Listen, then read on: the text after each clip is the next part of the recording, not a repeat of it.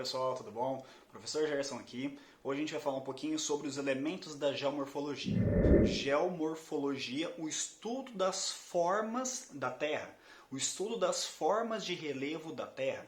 Então isso seria a geomorfologia, nós estudarmos os formatos das formas de relevo do planeta Terra. Por exemplo, planaltos, planícies, depressões. Então os estudos geomorfológicos eles estão inseridos nos estudos que vão levar em consideração as formas de relevo encontradas na superfície da Terra. Então a gente pensar nas formas como planalto, planície, depressão e as montanhas, é isso que a gente vai estar estudando sobre os elementos que compõem essa geomorfologia. Claro que eu estou falando sobre a questão da superfície terrestre, é elas que a gente vai começar a estudar, beleza? Então os elementos que formam essas estruturas de relevo, os elementos que compõem essas estruturas de relevo, que fazem que surgem esses formatos, né, como eu falei, planalto, planície, depressão e montanhas, a gente tem que discutir os elementos essenciais, os elementos que vão compor e vão realmente modelar esses formatos, essas estruturas, beleza?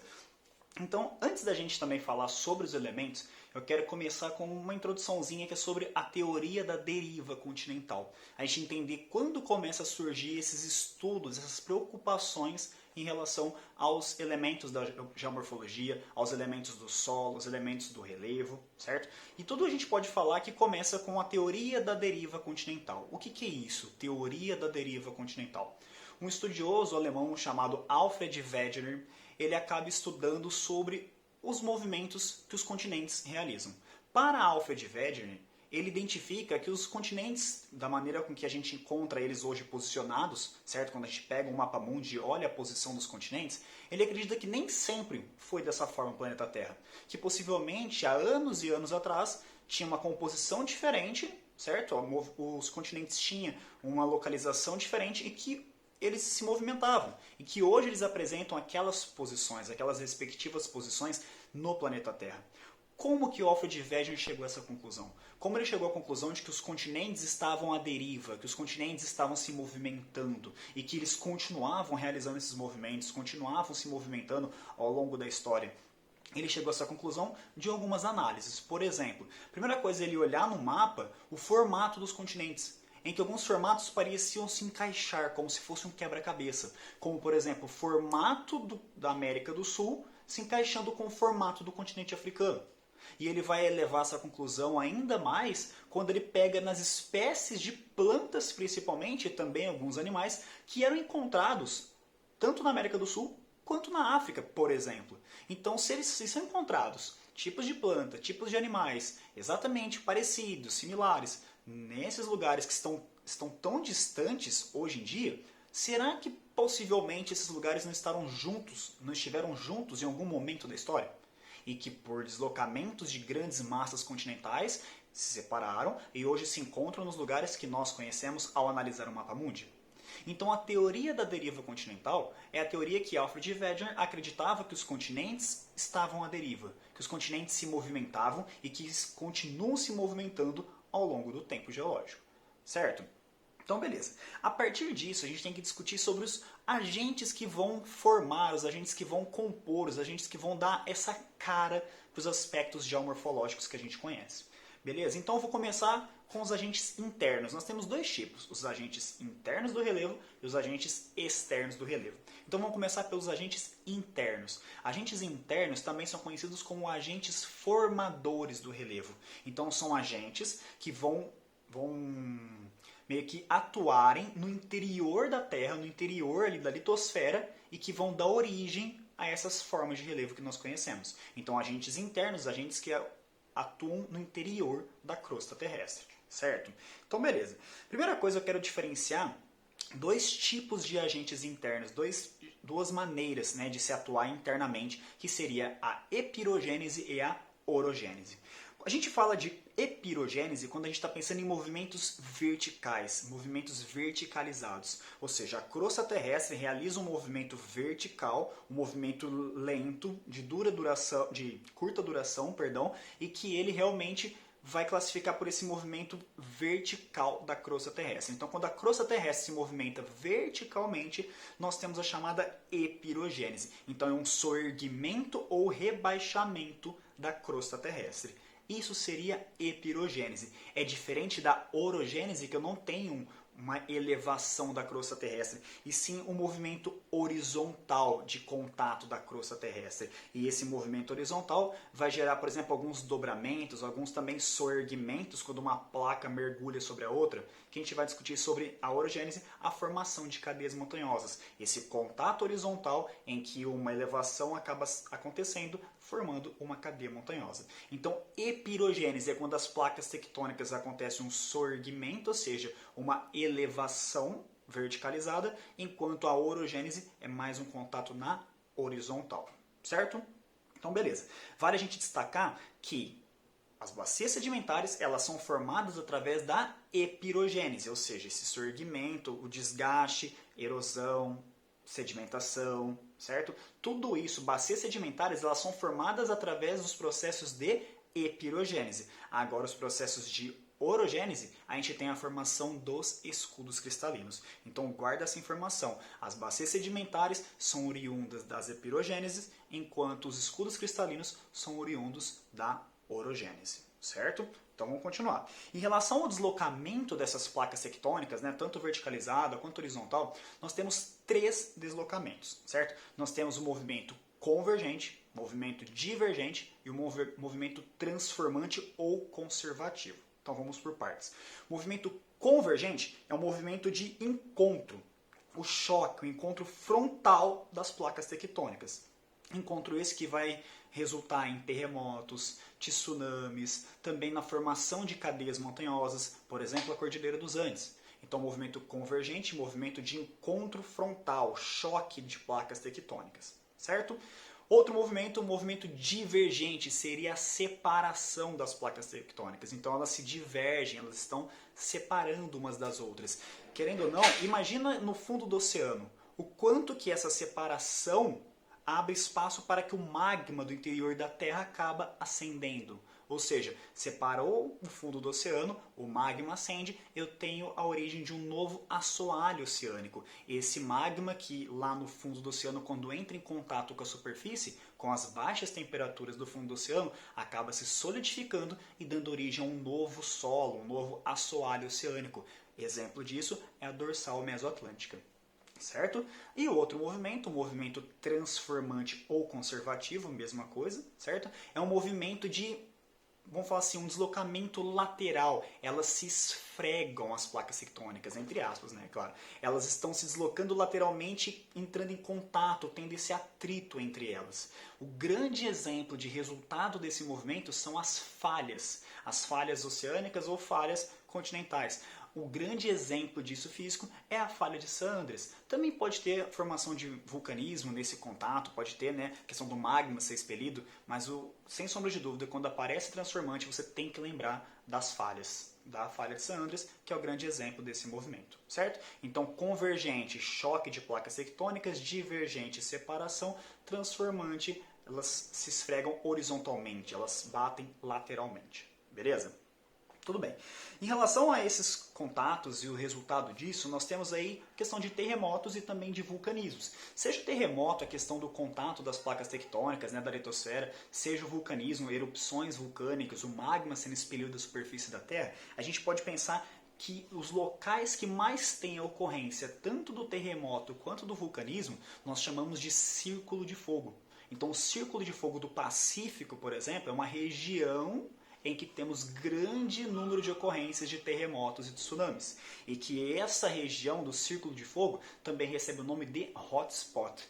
Você já deve ter ouvido falar sobre os hotspots, mas hotspot também nos biomas, em que são os biomas que nós temos que ter muitas atenções em relação à degradação desses biomas, o desmatamento desses biomas. Mas, em relação a placas tectônicas, também utilizamos o termo hotspot, que seria aquelas regiões de ter um grande alarme por conta dessas instabilidades, seja de atividades vulcânicas, seja do contato das placas resultando nos terremotos, certo? Então, círculo de fogo, região de grande ocorrência desses dois fenômenos, beleza? Em relação aos terremotos, nós temos que entender a questão de como calculamos os índices dos terremotos. Como assim as consequências? Todo terremoto é igual? Não, não é assim, tá? Em relação aos terremotos, nós temos uma escala que é utilizada, que é a escala Richter.